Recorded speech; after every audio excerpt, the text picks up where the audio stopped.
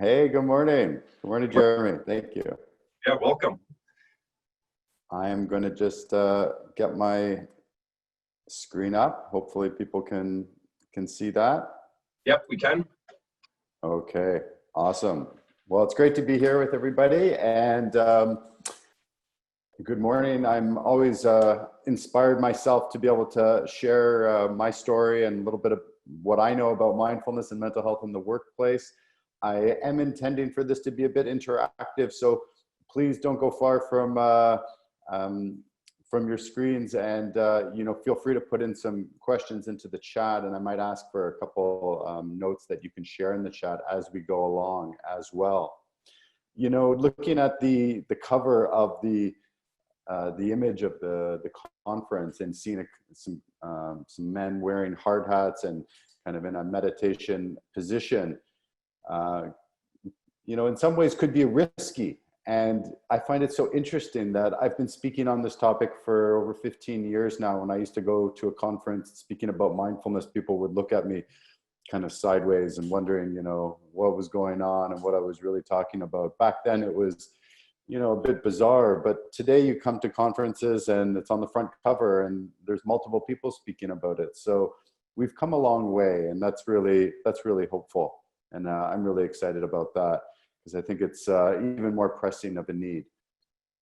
So let's jump right into it. I'm going to go through some slides, and my first question for you is, please select an image on the screen which best represents your mind today. Which of these images on the screen best represents your mind? Another way of asking this is, how's the traffic in your mind today? Is it busy, lots of cars? Is it calm? Is it stuck in the mud? Is it a speedway? Is it foggy? So just coming to note what comes up for you. You can share that in the chat if you'd like. Great to hear. And a big question is, how's the traffic in your mind on any given day and when you go into work? And how does that traffic affect your performance? How do we navigate that traffic? Right? We typically, if we run into traffic in our cars, we have ways of navigating around that. We have strategies, whether we try a different route, whether we accept it, or we turn around and go home. But do we have strategies really for navigating the traffic in our minds? All right. I'd like to do a quick exercise with us together right now. I'm going to ask you to just focus on one thing. Okay. You can close your eyes if you like. You're going to just focus on one thing for 30 seconds. You can choose anything you'd like. Okay. So just choose one thing, close your eyes, and just focus on that one thing just for 30 seconds.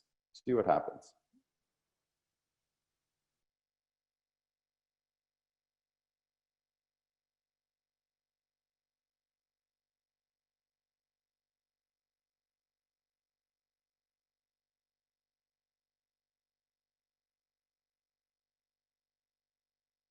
Where's your mind now?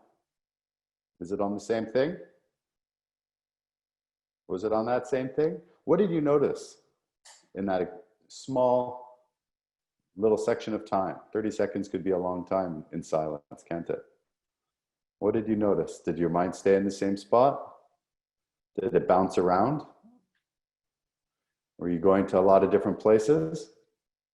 So if you're human, you probably notice that the mind is busy and it goes in lots of different places. It's actually not so easy to just focus on one thing, because we start focused on one thing and then the mind grabs hold of something else and jumps there, and then it might come back and then it jumps somewhere else. So it's a very busy place often. And so that's an important learning about the nature of the mind. Okay, let's go to another question here.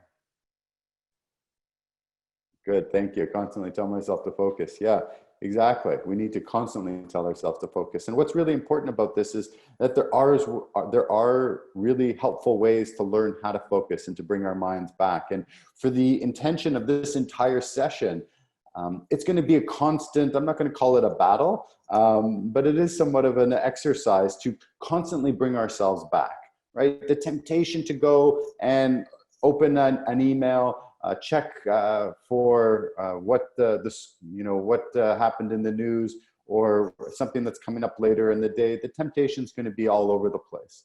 And sometimes you're not going to find what I'm saying maybe not that interesting, and you're going to daydream about something from the past or in the future. The exercise is to bring ourselves back, continually bring ourselves back so that we can stay in this moment together for the duration of our time. That's the exercise, okay? The mind's going to wander away. We're going to try and bring it back. Wander away, bring it back.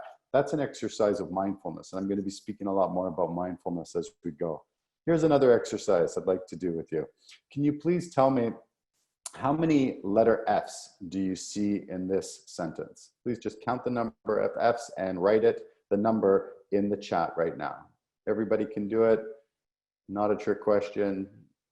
Just read the sentence. How many letter F's do you read? Thank you.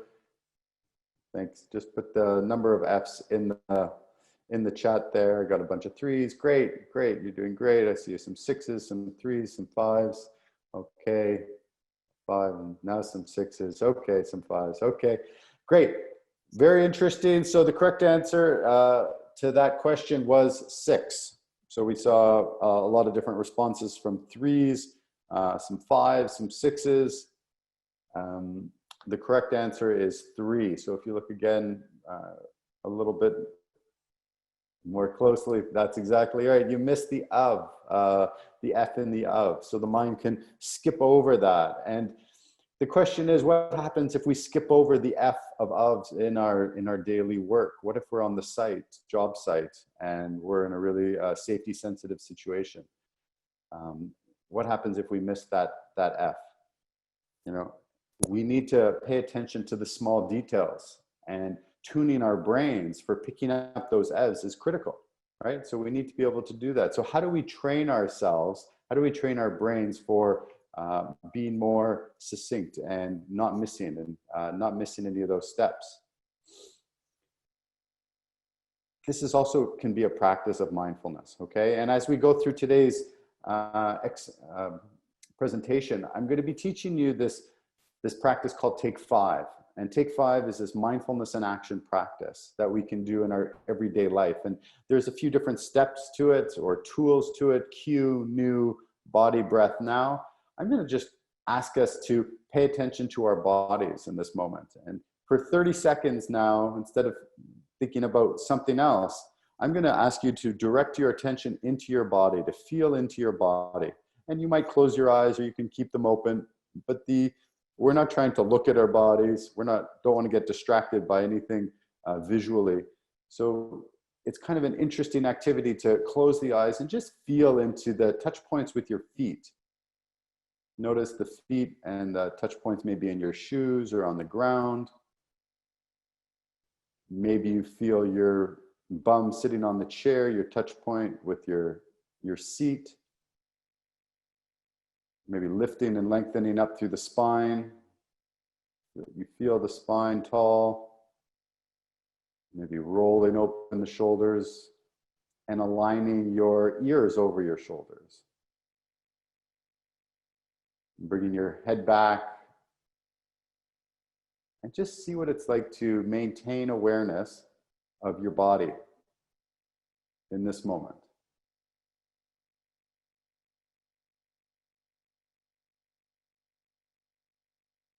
Just bringing your attention back into the feet and your seats, the spotlight of your attention.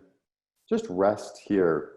You don't have to think about anything. We don't have to do anything. Just rest in awareness of your body sitting. It's a little bit of a break.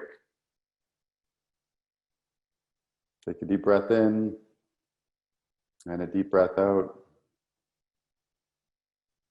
Great. Okay.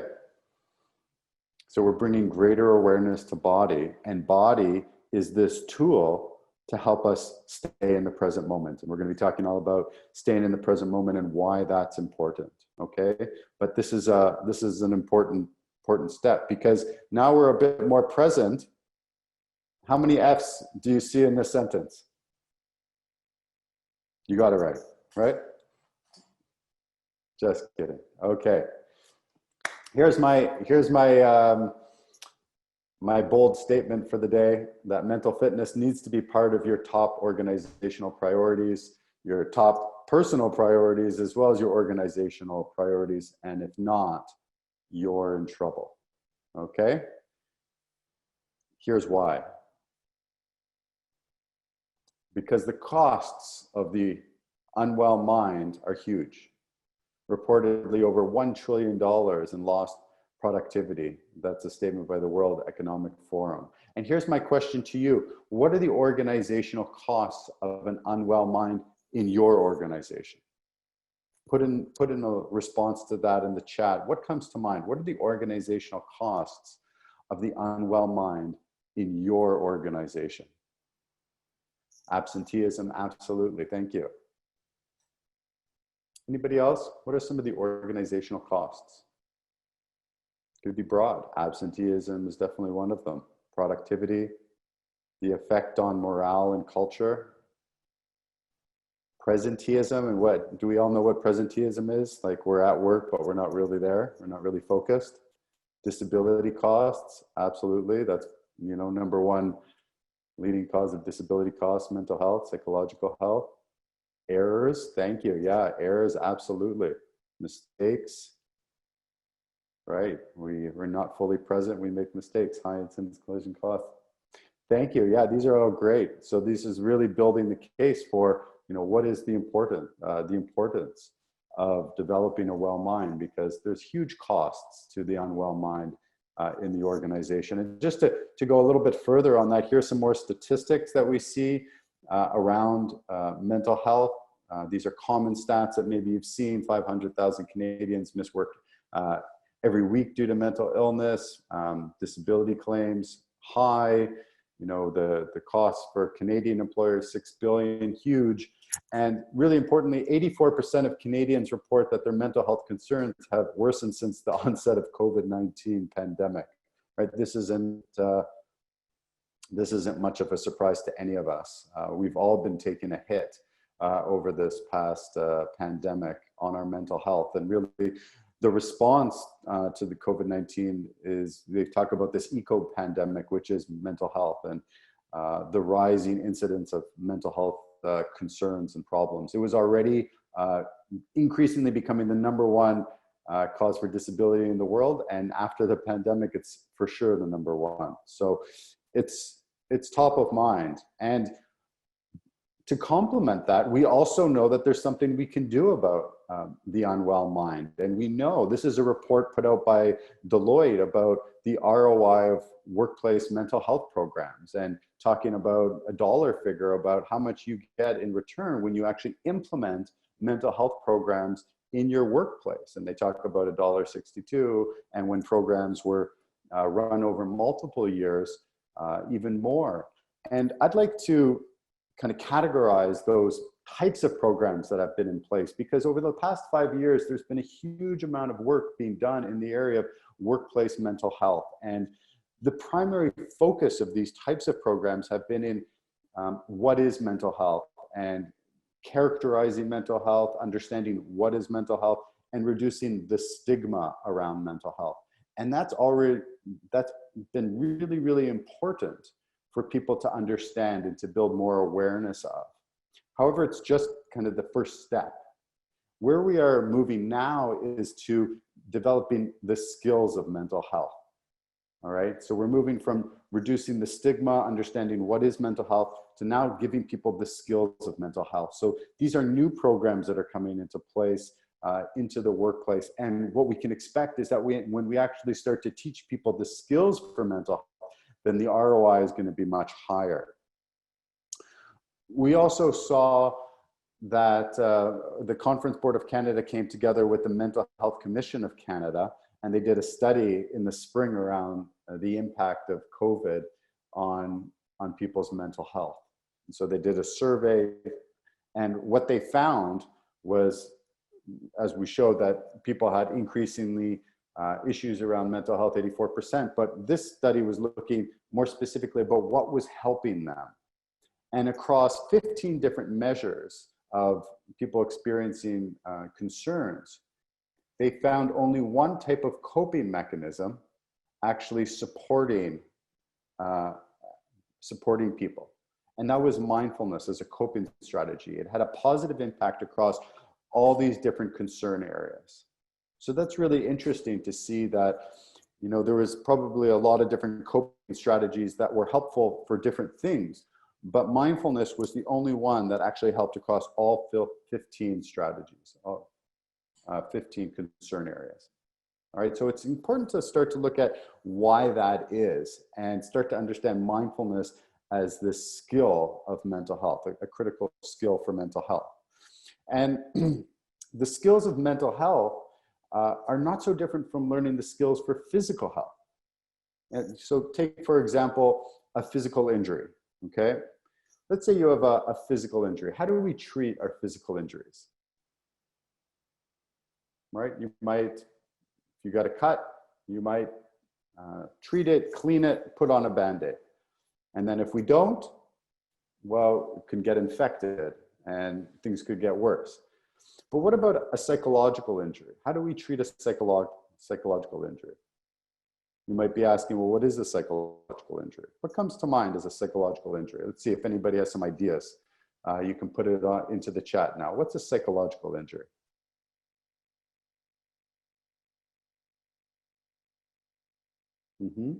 They're very, yeah. Thank you. Thank you. Traumatic events, some anxiety, PTSD, concussion. Yeah, thank you. Thank you very much for sharing these.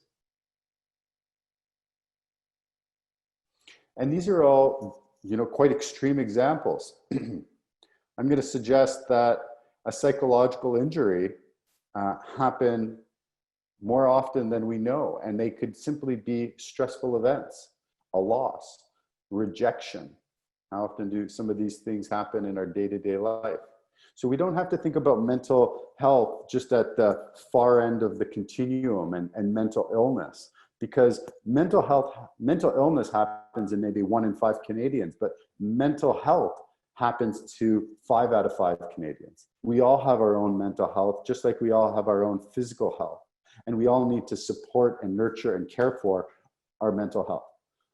And we can all have psychological injuries, and these things happen on a daily basis. These are the cuts and bruises and bumps that we have in our day-to-day life. You know, bullying and harassment, conflict, a failure. These things happen all the time, and it's how do we treat them, which is really important. So how do we treat our mental injuries, our psychological injuries? Because if we don't treat our physical injuries, they get worse and then they nag and they continue on. Well, if we don't treat our psychological injuries, the same thing happens.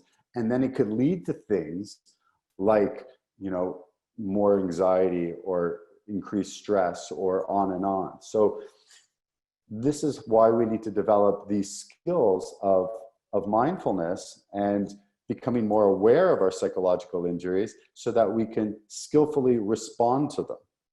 And so here we'll turn back to our take five practice. And before we actually go here, I'm going to ask people to think about what's a psychological injury that you've had in the last couple days. I mean, could we identify with maybe having a stressful event, a loss, a rejection, a significant change? We're all going through significant change. This is COVID-19 is a psychological injury for each of us, right? Conflict, a failure. So bring to mind one psychological injury that's true for you. You don't have to share it in the chat. Just bring it to mind so that there's something that you know that's real in your life. All right, so this tool of now asks us to bring that to mind, noticing what's present now. The situation is present for us now. And how could we respond to that situation with a sense of patience, with a sense of non-judgment, with a sense of kindness for ourselves? So just turning towards that situation, that event. We aren't trying to solve or fix it, But seeing if we can just breathe with it for a moment in this moment. Allow it to be there and just practice being open, patient, non-judgmental. Because often our psychological injuries require that. They require a bit of empathy, kindness, so that we don't beat ourselves up, they don't get worse. This is how we treat our psychological injuries. Okay. Thank you. Let's shift a little bit to safety, okay? I've got another question for you. Majority of accidents in a workplace are caused by A, B, C, D, or E. What do you think? Put your response in the chat, please. Proper procedure ignored, inadequate skills or knowledge, inadequate tools or equipment, lack of job procedures. I'm seeing a lot of E's, a B, an E. So majority of accidents in a workplace caused by people are not following procedure, employees are not paying attention.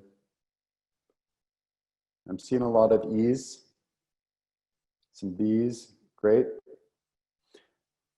Thank you very much for your responses. So this is a question that I continually ask safety professionals. They can all contribute for sure. Majority of what we see is people responding is E. E's, employees are not paying attention.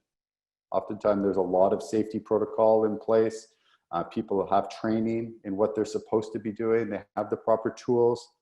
There are procedures in place that people are supposed to be following. But even with all of that, accidents still happen. And accidents are happening because people aren't, they're lacking the attention to enact everything they've been taught and the procedures to follow. Okay, so what is that? Why is that happening? If that's true, well, it's again bringing us back to this notion of the mind. Where is the mind when we're at work, when we're in a safety sensitive situation? Or it doesn't have to be a safety sensitive situation. It could be in any situation in our daily life. Well, when we look at the literature, it starts to talk about this 40-10-50 principle, that we spend 40% of our time in the past, 10% in the present, and 50% in the future.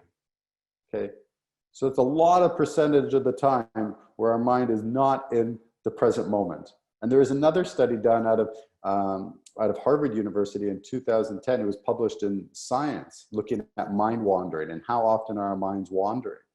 And that study found that close to 50% of the time our minds are wandering. So just imagine that, like close to 50%, and this model is even higher, that our minds are not in the present moment. What does that say about safety? You know, how can we be really safe when we're not really in the here and the now? And just a little caveat to that, when we're thinking about the past or the future so much, just reflect on it. What are we typically thinking about in the past? Are we thinking about all the wonderful things that we've done and all the wonderful times that we've had? Or are we often thinking more about the things that didn't go so well and things that we wish we would have changed? I think for most people, it's the latter. It's about things that didn't go so well. And what happens if we spend a lot of time thinking about the past and things that didn't go so well? Right, it starts to develop low mood, right? And that's this continuum toward depressive moments, depressive thoughts, depression, right? And what about the future? What are we thinking about in the future? Are we thinking about that? Well, we're not going on any trips anytime soon, but you know, are we looking forward to the future and all the wonderful things that are coming? Sometimes, yeah, for sure we are. Are we sometimes also thinking about the future and trying to plan and control for the future? Worried about the future? That's where a lot of people spend time and spend energy trying to control the incontrollable, which is the future. trying to plan for it, and there's nothing wrong with planning, but sometimes we spend too much energy worrying about the future, which is inherently uncertain. We can't control it. And what happens when we spend all this time in the future? Yeah, it breeds stress and anxiety. And so what are the two leading disorders, mental health disorders in our world today? And on a continuum that we all experience? Yeah, anxiety and depression. Because our minds are spending a lot of the time in the past and the future. And so with mindfulness, we want to bring it back into the present moment, right? We want to learn to bring our minds back into the present moment more often, right? And how's your practice doing right now in our time together? Are you noticing that the mind's wandering away? Are you intentionally bringing it back into the here and now, right? Can you feel your body still sitting on that chair, right? Connect with your feet, connect with your seat. These little kind of corrections in our attention can help to reconnect us with the present moment. Mindfulness isn't esoteric. It's just about learning to regulate our attention in certain ways so that we can stay in touch with the here and now, the present moment. And we experience that through our senses, right? So feeling our body. Notice how we're being with ourselves, our mindset. Are we still being kind and open and patient with ourselves? Okay, now with this screen, when we're always in the past and the future, what we found is that when we're not in the present moment, we're actually activating a different part of our brain. It's called the default mode network, right? Isn't that interesting? When we're kind of not in the present moment, we're on default. And that means that we're activating different parts of the brain, that it's all this discursive thinking.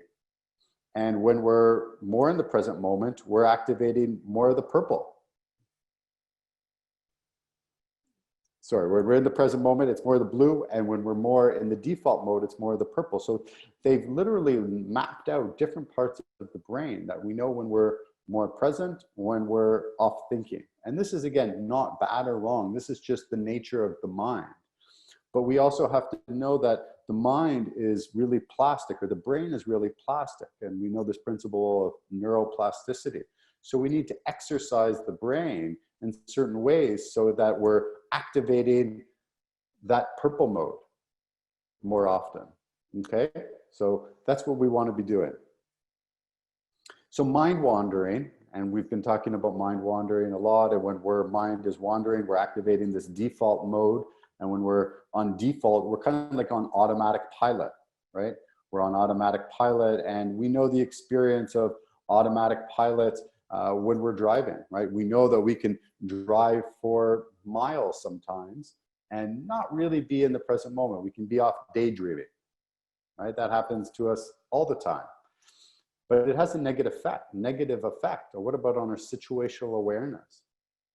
Does somebody want to share about situational awareness? What does situational awareness mean in the context of your workplace? Put it into the chat if you don't mind. Just a couple words about what does situational awareness mean in the context of your workplace?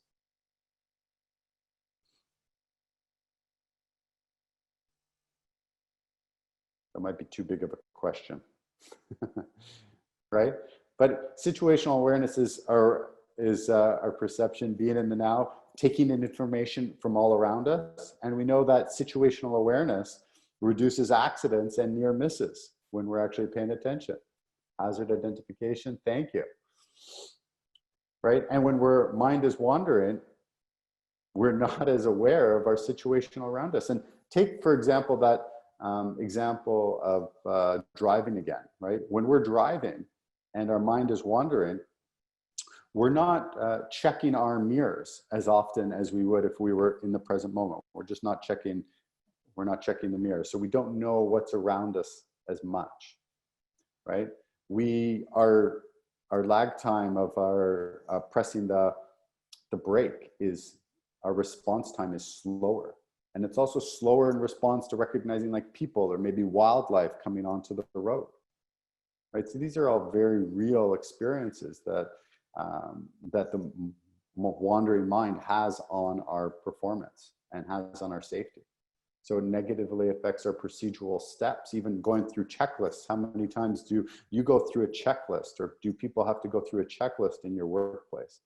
And can we start to go through checklists mindlessly, just on automatic? Like if we have to do it on a daily basis, imagine you start checking off things without really paying attention.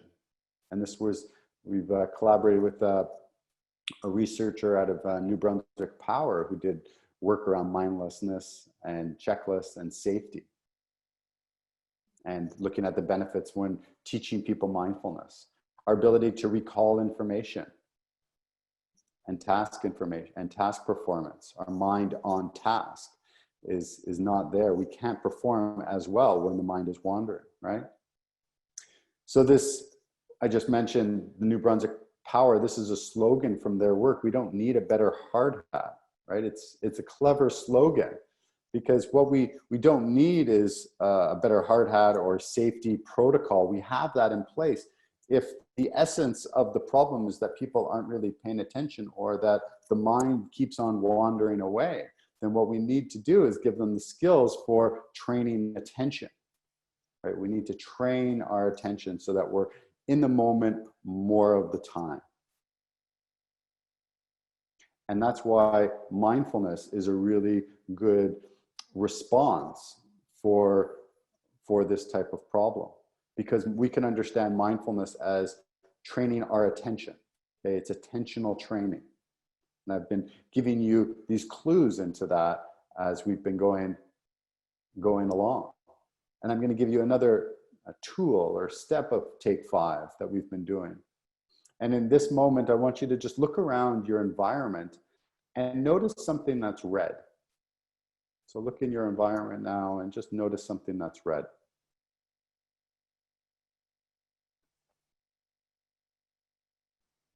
And keep scanning.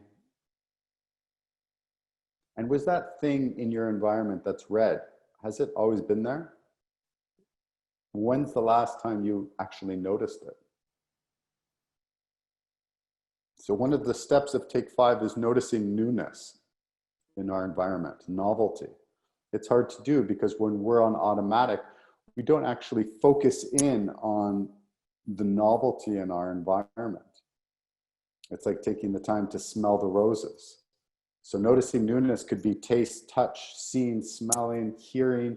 It's connecting with your senses, right? Your 5 senses. So another way of staying in the present moment is noticing our senses, our sense doors, and they're always there, right? It's not like esoteric in any way. These are just our senses, but we don't bring our attention to the senses very often, but we can learn how to. And if we start to do that on a regular basis, well, not only do we stay in the moment more and are we more situationally aware, but we also get to increase our joy and pleasure of things, because now we can see things and smell things and taste things. Like, what did you have for breakfast today? Did you taste a bite of your breakfast today? Sometimes we are moving so quickly that we eat and we don't taste. So mindfulness just teaches us how to slow down a little bit and actually enjoy the bites, enjoy the moments. And sometimes the moments aren't pleasurable, right? Sometimes they're not pleasant moments.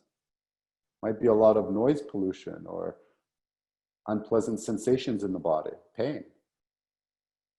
But mindfulness also gives us tools for working with discomfort, which are a lot more skillful than just pushing them away, right? The psychological injuries. So we can learn skills for working with them as opposed to just pushing them down. So coming back to what is mindfulness? Well, if you look at this image, what comes to mind for you? You look at this image, what is mindfulness according to this diagram?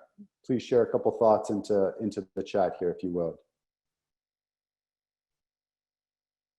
You look at this image, how does this represent mindfulness?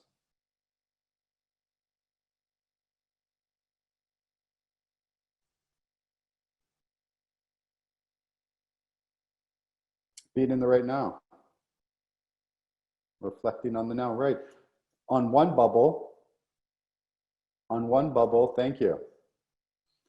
You're caught up in all those to-dos.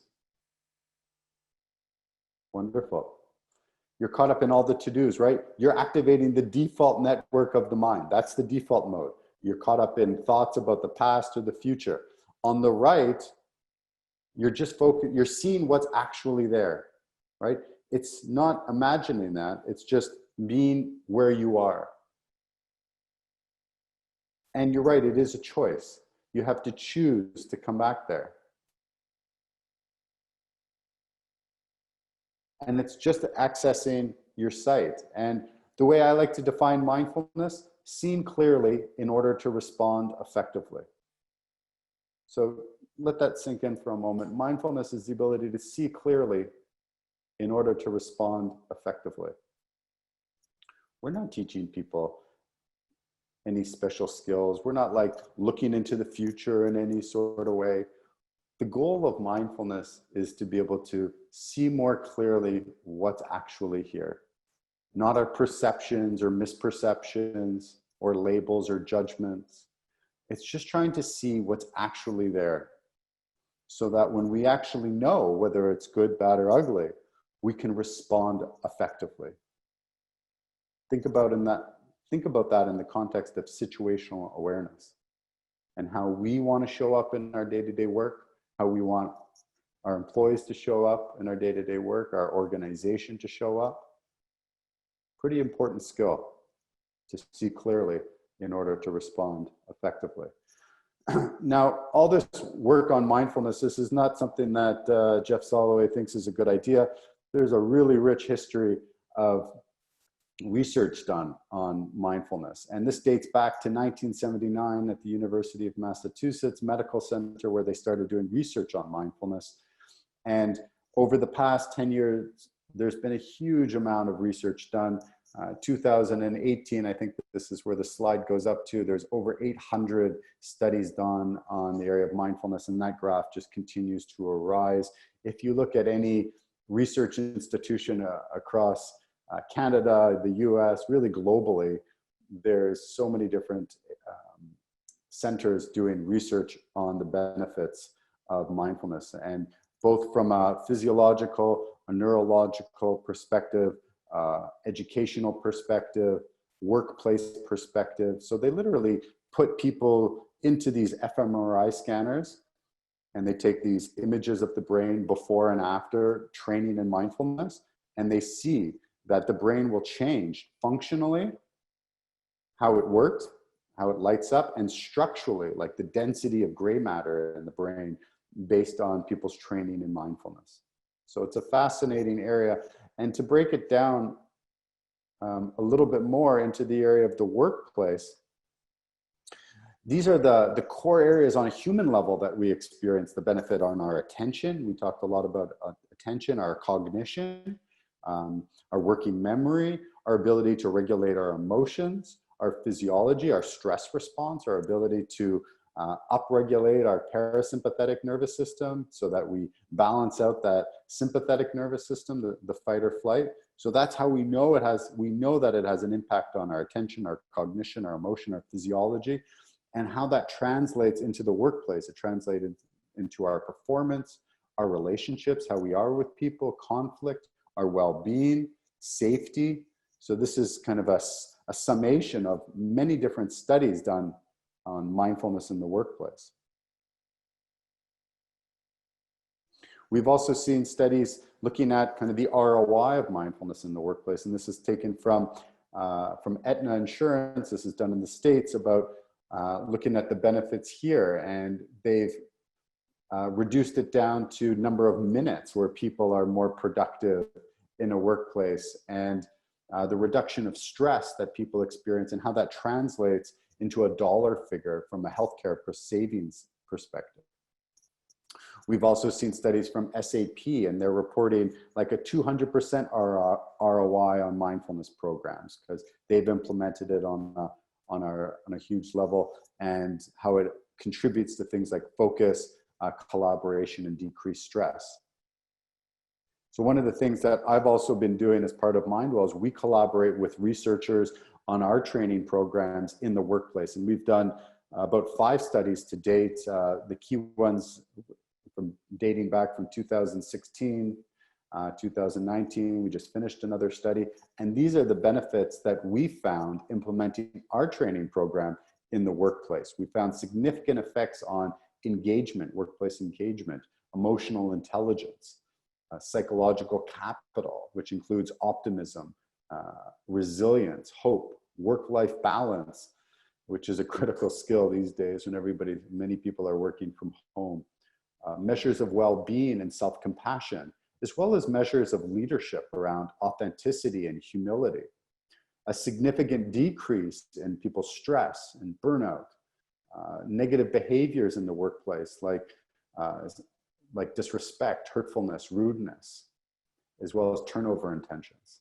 So we've seen these types of benefits across a lot of different organizations that we worked with and across multiple studies. So this is implementing training, having a pre, a post, a delayed post type of design with a control group that we've seen these types of benefits. So we're pretty confident to say that not only is mindfulness evidence-based, but the work that we've done in implementing our own mindfulness training program in the workplace works.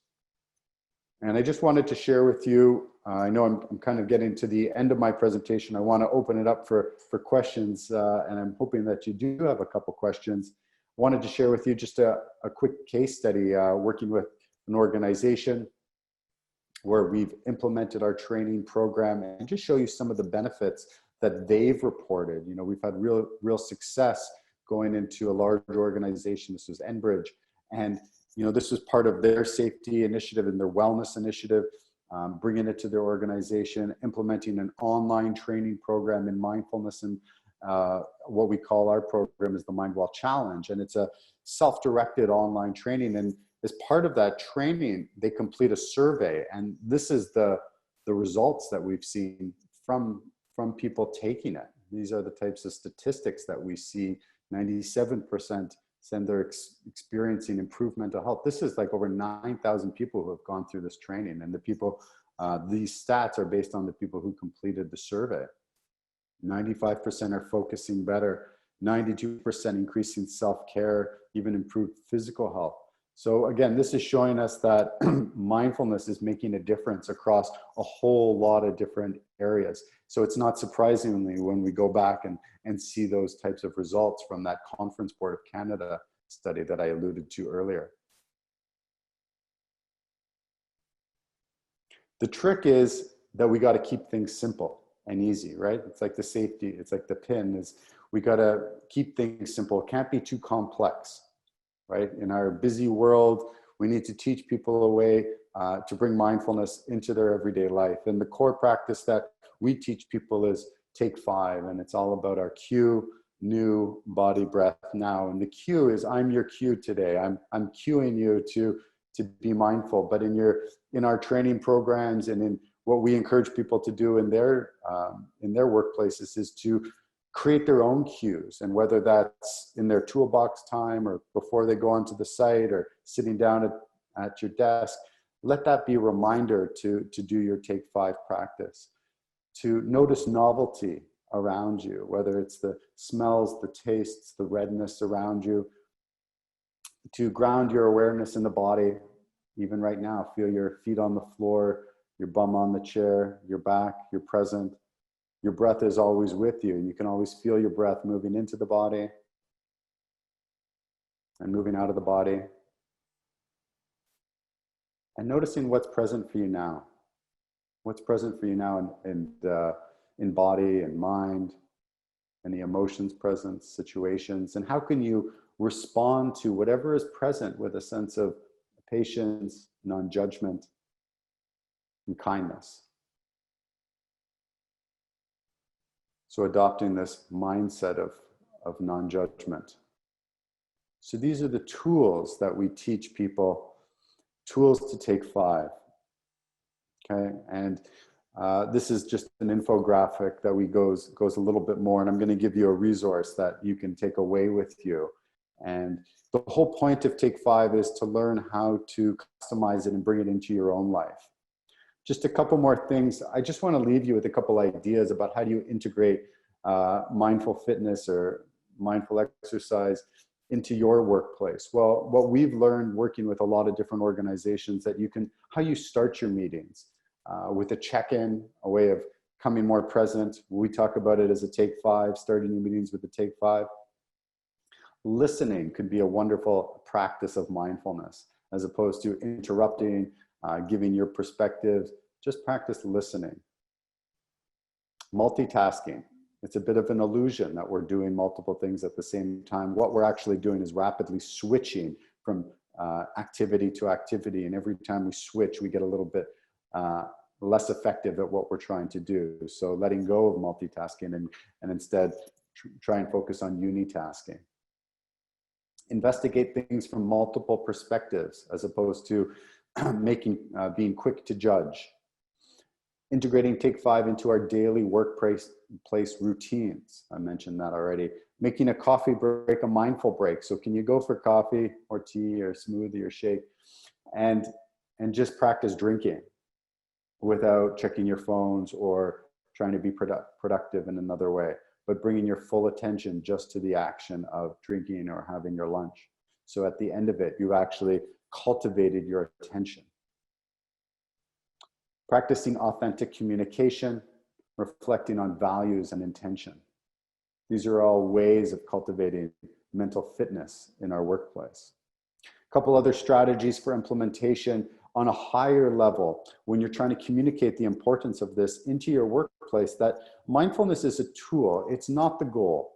Right? We don't have to talk about mindfulness. It might not, it depends on how it's going to be received. So we're actually very strategic in how the language that we use. And we often talk about, you know, your goals or your values that you want to achieve. And mindfulness doesn't have to be at the top of that. Mindfulness is just the tool that we're using to achieve your goals. It's important to provide the evidence base of mindfulness. And I've tried to talk about that, how mindfulness affects our productivity, our well-being, our cognitive performance, our decision-making, our situational awareness, the benefits to our relationships. And I encourage people to engage their CFO to help get to the numbers, to help demonstrate the ROI. So do research on the implementation when you do it in your organization. To connect it with culture and your strategies and your ways of being and working together, so it makes sense for people. And to integrate it with various departments and to do it at a departmental level. I believe that this is critical training for the workplace. This is not a wellness initiative that's one-off. It's not individual wellness. This is organizational learning, and it needs to be done in teams, in groups as a whole. And identify champions, because there are champions that already exist in your organization for this work. So try and find them. And there's going to be early adopters when you start to bring this in, and they're going to want to support it. But I want to leave you with a little bit more right before I close. I want to show you that you do have an opportunity to try out and develop your mental muscles of mindfulness. Okay. There's a link here, app.mindwellyou.com driver check. I'm going to try and share my screen so that you see. There's a lot going on. Okay, so that you can see it. Okay, I think you're on it now. This is the screen you can go to. You can register here and you can actually get access to Mindwell training. So I want you to try it for yourself. I don't want you to just walk away and go, whether you like that presentation or not, hopefully it made sense to you, but I want you to actually try it so that you can cultivate the mental muscle for yourself. And when you put in your information here, you're going to come to this page. You can sign up for a 5-day. It's only 5 days that you can take the mini challenge, and you can learn Take 5. We're going to support you, and you can start to bring it into your life. Our full training is a 30-day program. There's just more of it, but this is a simple way to get going. I've also given you access to our Studio B, which are live classes every day. We've got a live class. One's happening in 7 minutes. 7 minutes. Our presentation is done in that time. So that's how I know I got to be off. And we have a 20-minute drop-in class, and we have a lot of other tools here that you can go to. So I want you to, again, come to this page and sign up so that you can gain access to that.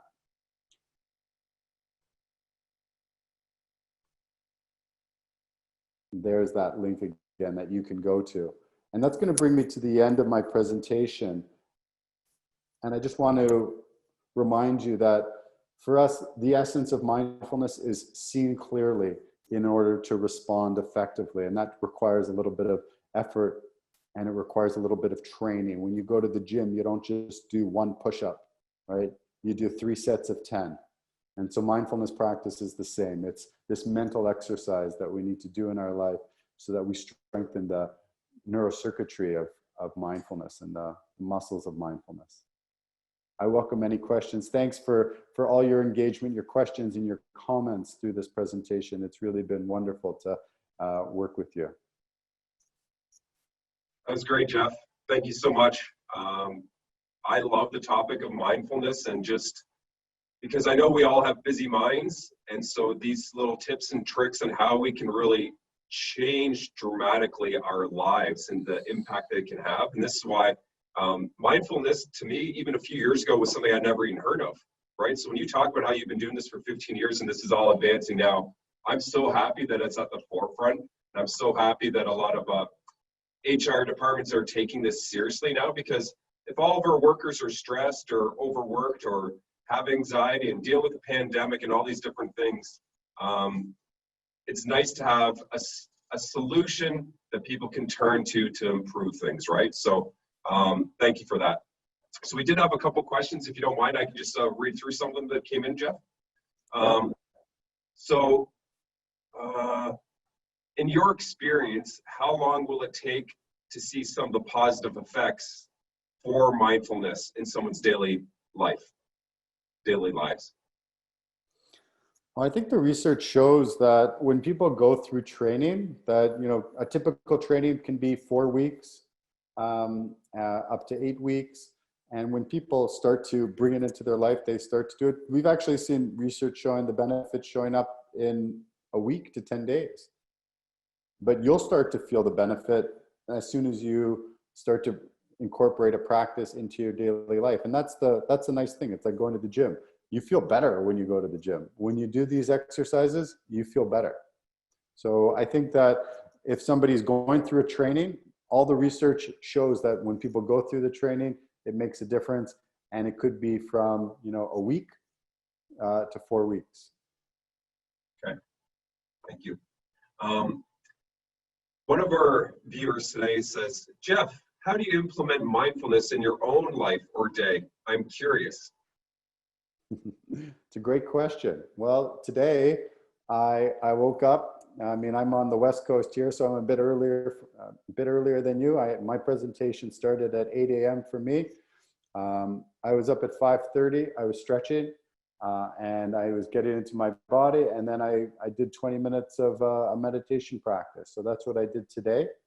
I know that I've got 2 young kids, an 8 and a 6-year-old. My mindfulness practice when I don't have time, because busy life, you know, running a business, having a family, my mindfulness practice might be being present with my kids. It could be actually being fully present, playing with them, listening to them. That could be my mindfulness practice for the day. Or sometimes if I don't have time and I'm just have to be somewhere, driving. If I'm driving to an appointment or something, practicing being mindful on my way to that appointment can all be part of it. So it all depends on where I can make time for. I'm at my best when I actually can wake up early and do more of a formal practice. And then I also incorporate it throughout my day.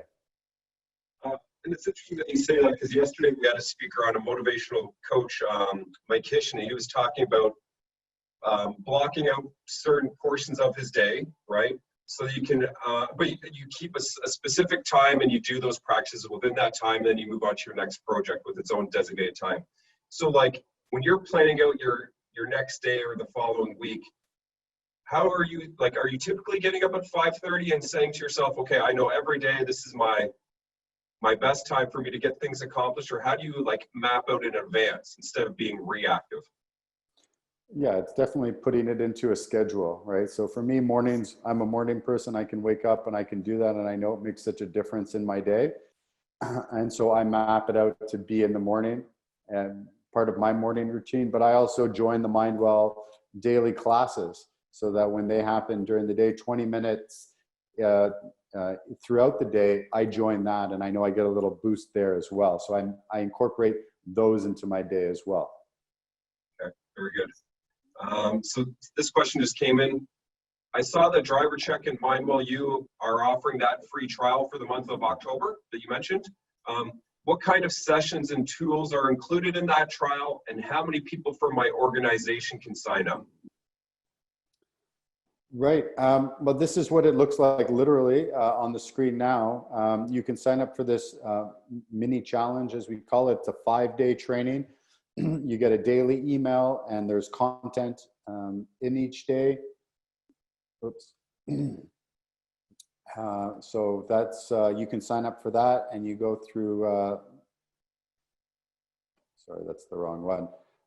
But you can go through that training and get 5 days. You can also sign up and go to these daily drop-in classes. So if you want to go and be led by an instructor, you can do that as well. The intention was for you to be able to access it, and people who are part of the Driver Check community can access it during the month of October. If you wanted to share it with some people in your organization, I'm good with that.